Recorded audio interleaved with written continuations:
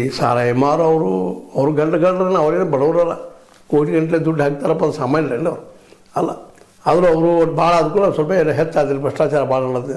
ಅವರ ತಂದು ಕೊಡ್ತಿರ್ತಾರೆ ಈ ಅಂಗಡಿ ಮಾಲೀಕರು, ನಮಗೆ ಕೊಡ್ರಿ ಸರದ, ನಾವು ವ್ಯಾಪಾರ ಮಾಡಿದ್ದು ಲೈಸೆನ್ಸ್ ಕೊಡ್ರಿ, ಕೊಡಿಸೋ ಬೇಕಾದ ಖರ್ಚು ಮಾಡ್ತಿರ್ತಾರೆ. ಅದರ ಅರ್ಥ ಇಷ್ಟ, ಅಲ್ಲಿ ಲಾಭ ಸಾಕಷ್ಟದ. ಅವ್ರು ಎಷ್ಟು ಕೊಡ್ತಾರೋ ಎಷ್ಟು ಬಿಡ್ತಾರೋ ಕುಡಿಯೋದು ಒಂದಿಷ್ಟ, ಅದರಿಂದ ಒಂದಕ್ಕೆ 100 ಪಟ್ಟ 110 ಪಟ್ಟ ರೇಟ್ ಹಚ್ಚಿ ಹೊಡಿತಿರ್ತಾರೆ. ಹೀಗಾಗಿ ಈ ಉದ್ಯೋಗಕ್ಕೆ ಎಲ್ಲರೂ ಬಿಡದಾರ, ನನಗೂ ಒಂದು ಕೊಳ್ಳೆ ಪ್ರಸಾದ ನನಗೂ ಸಿಗಲತ್ತೆ ಬಿಡ್ದಾಡ್ತಾರೆ ದುಡ್ಡು ಹೊಡ್ಕೊಳ್ಸುವಾಗ.